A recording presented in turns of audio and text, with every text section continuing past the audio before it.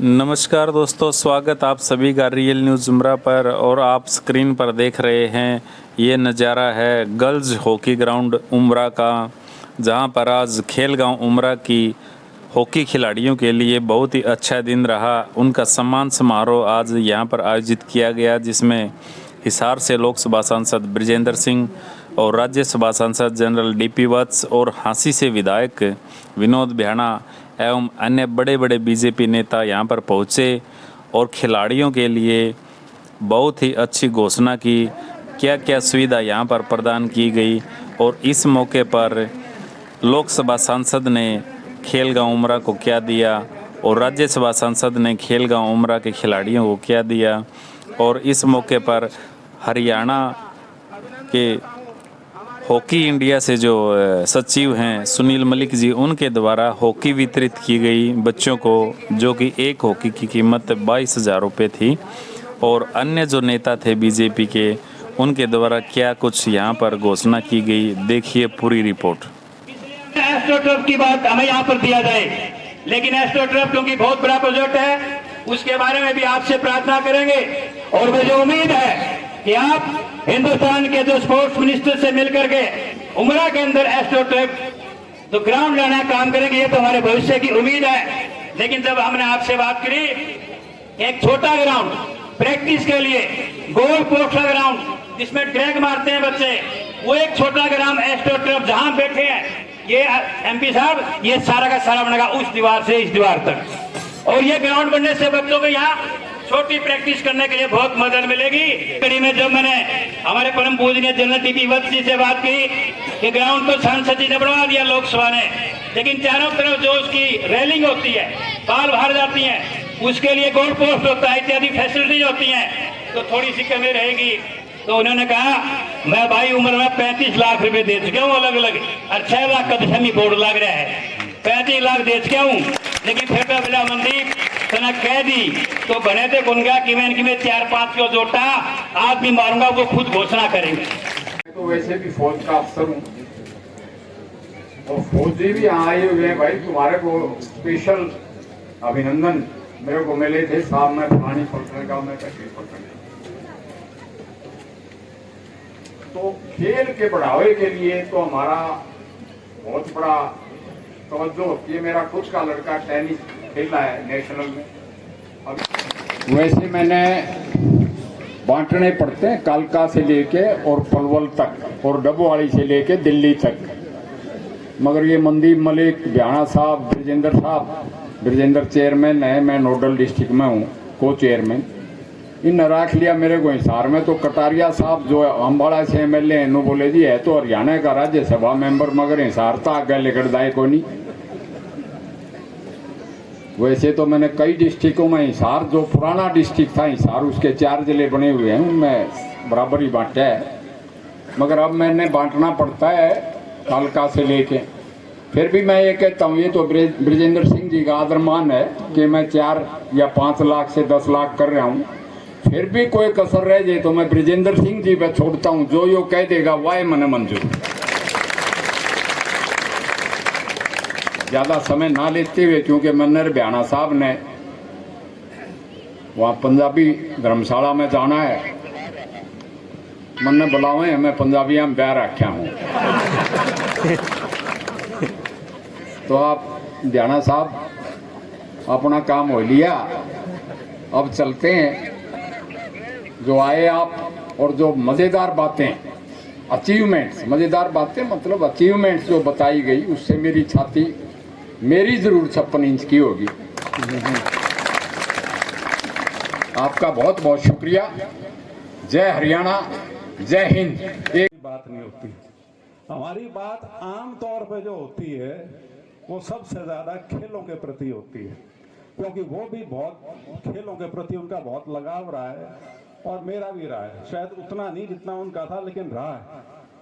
तो खेलों के प्रति एक जो रुझान है, जो हरियाणा में खास तौर पे अब फर्क पड़ गया, नहीं तो पंजाब में भी खेल बहुत बच्चे अच्छे निकलते थे वहाँ से, आजकल वो दूसरी दिशा में चल दी है। नशे का प्रकोप बहुत फैल गया है, जिस वजह से एक ऐसा प्रदेश जो देश में अव्वल होता था अब उसकी जो गिनती है वो नीचे आ गई है। लेकिन हरियाणा में जो खेलों का जो चलन है, ये बात ठीक है कि नतीजे अब आने शुरू हुए। नतीजे से मेरा मतलब है पिछले 12-15 साल में जो मेडल्स हैं अंतर्राष्ट्रीय स्तर पे, खास तौर पे जिसमें एशियन गेम्स, कॉमनवेल्थ और ओलंपिक हैं, वो पिछले 15-1 साल में आने शुरू हुए हैं। लेकिन हरियाणा में जो एक स्पोर्ट्स कल्चर है, खेलों के प्रति जो रुझान है, वो हमेशा से रहा है।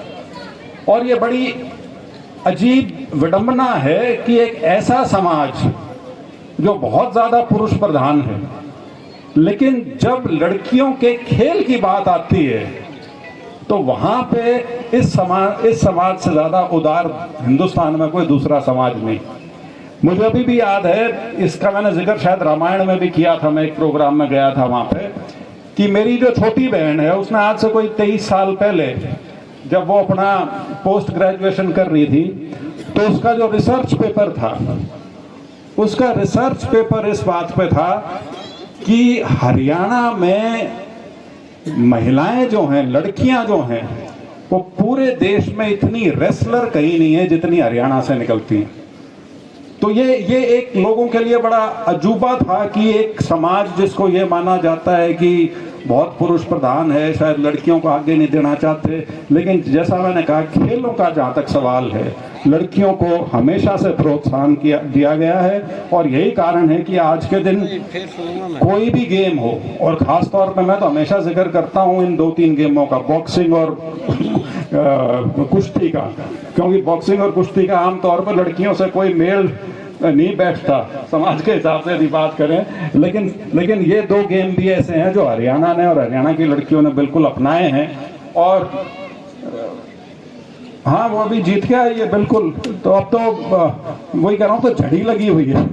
तो चाहे वो वर्ल्ड चैंपियनशिप हो, चाहे ओलंपिक हो, कॉमनवेल्थ हो, हर जगह और उसके अंदर बिल्कुल पूरा उतरा हुआ है। जैसा मनदीप मलिक जी ने कहा कि करीब 1000 बच्चे आपको शाम को यहाँ खेलते हुए मिल सकते हैं।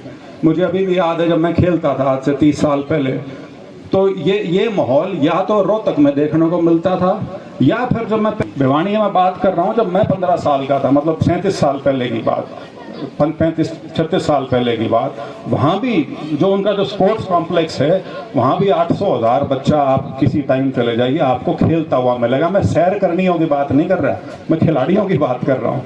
तो ये एक बहुत बड़ी बात है कि एक समाज के अंदर खेल के प्रति इतना प्रेम है और इतना प्रोत्साहन है, क्योंकि 3 स्टेज होती हैं।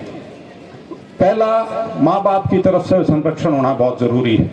दूसरा, सुविधा मिलना बहुत जरूरी है, चाहे वो इंफ्रास्ट्रक्चर की बात हो, चाहे वो कोचेस की बात हो। और तीसरा और अंतिम जो है, जो सरकार की उसके अंदर भूमिका होती है, क्योंकि इंफ्रास्ट्रक्चर बड़े वाला और जो प्रोत्साहन चाहे नौकरी के माध्यम से हो या किसी और तरीके से हो, वहाँ पे फिर सरकार की भूमिका आती है। तो ये तीनों चीज़ जब इकट्ठी आनी शुरू हो जाएं, तब उस प्रदेश का या उस इलाके का जो स्पोर्ट्स है वो अपने आप उसमें उभार आना शुरू हो जाता है, निखार आना शुरू हो जाता है, जो कि हम हरियाणा में पिछले 2 दशक से, ढाई दशक से देखने लग रहे हैं। तो बाकी मैं जब यहाँ आ रहा था तो मेरे को एक मैसेज भी आया, वही जिस चाचा का मैं जिक्र कर रहा था, करता आप जा तो रहे वैसे हॉकी की बच्चियों के लिए, लेकिन यहाँ पे हैंडबॉल की भी बहुत अच्छी बच्चियाँ हैं जो खेलती, तो उनका भी जिक्र ज़रूर कर दियो। तो मैं, लेकिन बहुत खुशी की बात है कि पूरा गांव इसके अंदर है, पूरा गांव बच्चों के लिए उनकी सपोर्ट में आता है। मुझसे जब जिक्र किया गया, जब मैं नरवाना गया था, स्टेट की हॉकी चैंपियनशिप थी, शायद महीना पहले की बात है, जिक्र किया था उमरा गांव के लिए कि जो उमरा में ऐसे ऐसे लड़कियां हैं, उनकी ज़रूर मदद होनी चाहिए।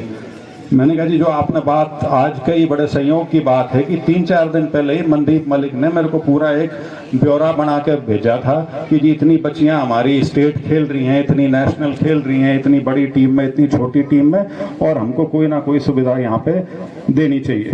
तो उस संबंध में मैं ये कहना चाहूँगा कि जो एस्ट्रोटर्फ, तो देखो बहुत बड़ी बात है, वो तो कई करोड़ों का काम है, वो किसी एक एमपी की ग्रांट से या किसी और छोटी मोटी ग्रांट से नहीं बनता। वो तो या तो प्रदेश सरकार या केंद्र सरकार यदि किसी स्टेडियम में एस्ट्रोटर्फ डाले तभी डलता है। लेकिन मेरे को ड्रैग कोर्ट का मेरे सामने प्रस्ताव रखा गया था और उसके बाद मेरे पास एक रफ एस्टिमेट भी भेजा गया था, करीब 17 या 17.5 लाख का मेरे ख्याल से तो वो था। तो मैं अपनी ओर से जो ये ड्रैग कोर्ट जो है वो 20 लाख रुपए तक में जो भी आपका बन सकता है उसकी मैं आज यहाँ घोषणा करके जाता हूँ। और उम्मीद ये है कि जैसे जैसे खिलाड़ी आगे निकलेंगे, मैं आपको एक और छोटी बात बताता हूँ। अभी 15 दिन पहले मैं एक केंद्र सरकार की स्पोर्ट्स की कमेटी पे भी हूँ, कंसल्टेटिव कमेटी बोलते हैं पार्लियामेंट की, तो उसमें जिक्र आ रहा था। तो मैंने वहाँ भी यही बिंदु रखा था। मैंने कहा वो बात ठीक है कि आप क्योंकि केंद्र सरकार के नाते देखते हो तो आपके लिए तो पूरा देश एक जैसा है, लेकिन यदि आपको रिजल्ट चाहिए, रिजल्ट सिर्फ तब मिलेगा स्पोर्ट्स में जब आप अपना ध्यान केंद्रित करेंगे कि हमको फलानी तरह के बच्चे फलानी जगह से उठाने हैं। मैंने कहा एक पहले मान्यता थी कि तीरंदाजी जो है वो सिर्फ उड़ीसा या नॉर्थ ईस्ट के बच्चे कर सकते हैं। मैंने कहा अब आप हरियाणा में आके देखो, 10 गांव तो मैं दिखा दूंगा जहाँ तीरंदाजी की प्रैक्टिस करते मिलेंगे आपको बच्चे, और उनका स्तर भी अच्छा है, तो आप जल्दी मिलेंगे। और मैंने वहाँ पे उदाहरण के तौर पे अपने ही हिसार लोकसभा के 3 गांव का जिक्र भी किया था। लाडवा का किया था, मंगाली का किया था और उमरा का किया था खास तौर पे। मैंने कहा जी उमरा में, बल्कि मैंने उनको तब भी बताया वहाँ पे कि मैं वहाँ पे एक सुविधा प्रदान करने जा रहा हूँ, एक छोटे ड्रैग कोर्ट की, लेकिन यदि आपका सहारा लगा तो वहाँ मैंने कहा बहुत बच्चियाँ हैं जो इंटरनेशनल स्तर पे जाके अपना नाम रोशन करेंगी। तो इस तरह की बात है। तो मुझे ऐसा लगता है कि ज़रूर यदि हम प्रयास करेंगे तो यहाँ और बड़ी सुविधा भी हम खेलों के लिए, हॉकी के लिए वो लाने में कामयाब होंगे। इन्हीं शब्दों के साथ आपका बहुत बहुत आभार, बहुत बहुत धन्यवाद। जय हिंद।